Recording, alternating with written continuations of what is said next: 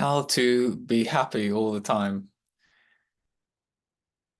is very simple and is not actually a how to, although if we follow along with these words with the presumption that we're not already happy, then these words will seem to be a guidance towards being happy all the time, recognizing that we are happy all the time. But if we're happy right now, then it will be clear that these words are just indicating what's already true, that our being, this presence of awareness here now, is always complete, always fulfilled, and has no limits within it. So how to be happy if we seem not to be happy? What's the reason why we're unhappy right now? Well, what is happiness? The experience of happiness, if we observe closely, is the experience of being completely devoid of any sense of lack. When we feel happy, we no longer want anything. We already have what we wanted. We may say that we wanted a new car, a new relationship, a new house, a holiday, or anything for the sake of that thing. But if we were to have the thing and not be happy, if it was guaranteed that we would be miserable when we acquired the thing, we would not seek the thing. We would not want it. So that shows that what we really want is happiness itself, not the thing that we acquire. We want the thing because we believe it will make us happy. So it is important to establish what happiness really is so that we can see if we can experience happiness without the things. Because inevitably, all the things that we acquire are destined to disappear. Every car that we've purchased has changed and wears away.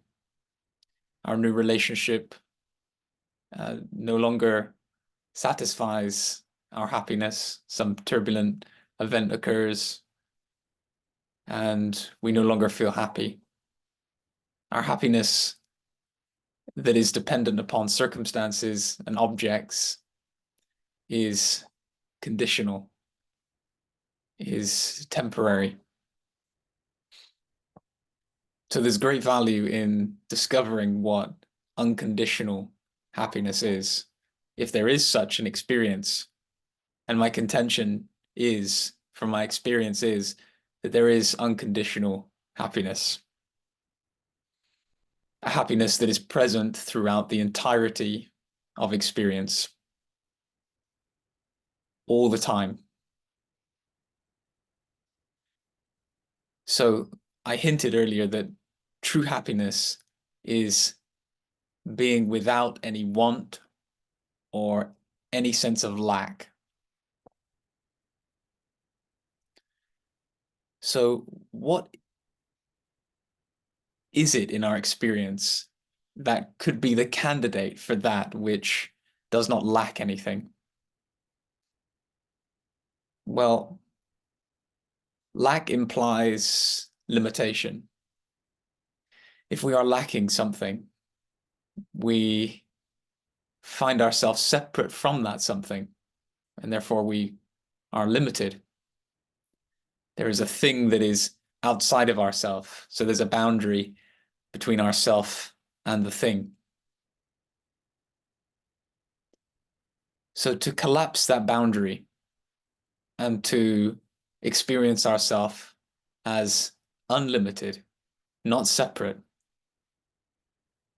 from anything that exists, and therefore to experience ourselves as the totality of all that exists, the reality substance out of which all existence is made, is the only way to really be happy.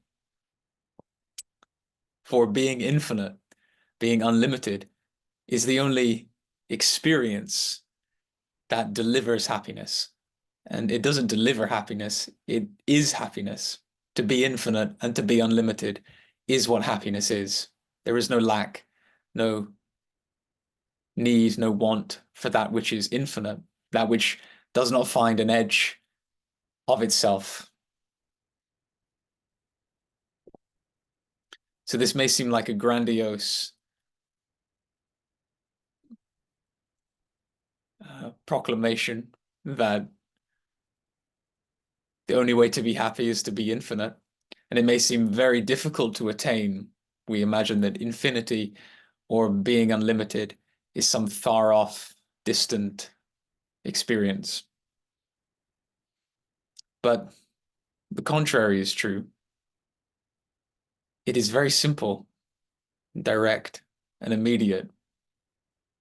What does infinity really mean? Without limitations.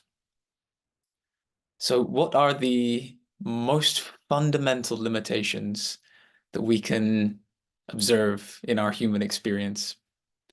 Time and space. Time is limited, space is limited. So the question is, are we limited by time or space? And by we, I mean this consciousness that is hearing these words right now. Is this consciousness limited by time or space? Well, consciousness is ever present. Time by nature appears and disappears.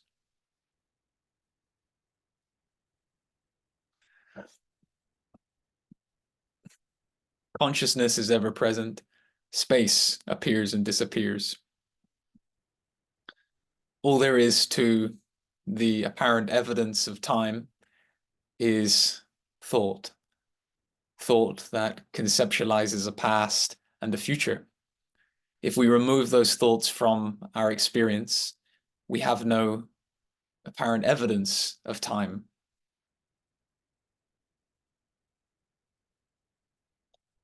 We have no sense of before or after. For before and after are concepts that are superimposed upon our experience. Likewise, space. Are we limited by space? Well, space comes and goes. All there is to space is visual perception. If we were to remove visual perception, which is removed every time our eyes close, then space utterly vanishes.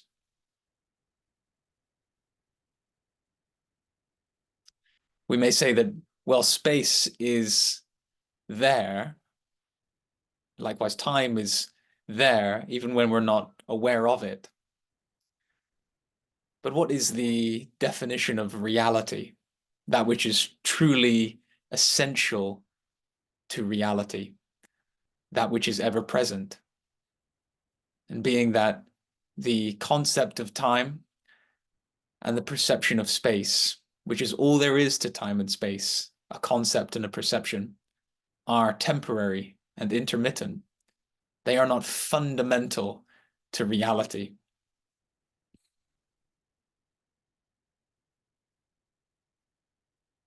Consciousness, however, is ever present. We have never been conscious of the beginning of consciousness, nor have we been conscious of the ending of consciousness, nor could we be conscious of the end of consciousness. To be conscious of the end of consciousness would be to be conscious throughout the transition of consciousness disappearing, which implies that consciousness would have to be present after its own disappearance to confirm by observation that it has indeed disappeared. Likewise, for consciousness to be conscious of its own beginning, it would have to be present and conscious prior to its beginning to confirm the arising or the beginning of itself, which is impossible experientially and in reality. So consciousness in our experience is ever present. It is not limited, as therefore, by time or space. Time and space appear and disappear, but consciousness remains present.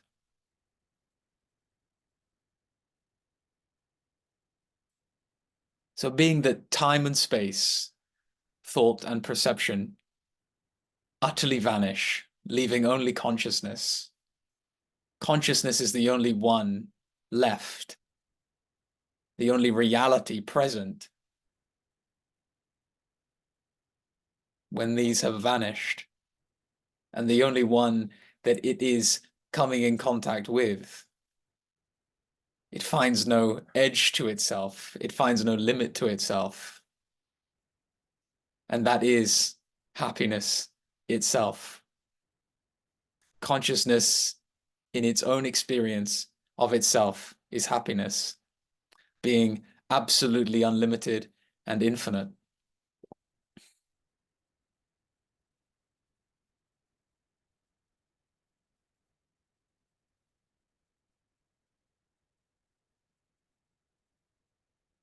We cannot find happiness in thought or perception, in time or space, because happiness is that which is conscious prior to time, prior to space.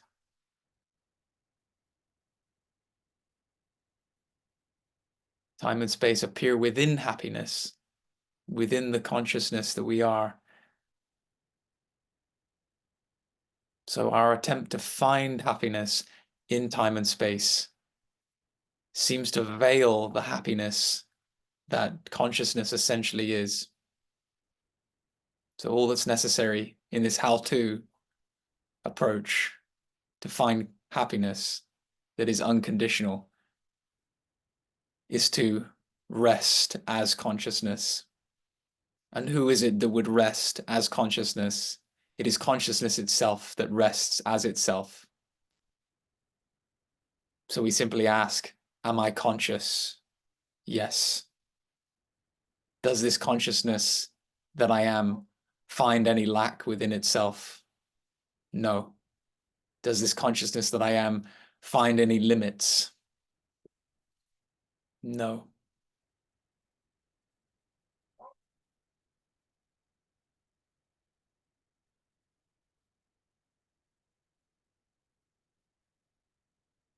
Eternal happiness. Consciousness is always present, ever present, eternal, and its nature is happiness. We are happiness all the time, and we don't need to do anything to make that the case. It is always the case.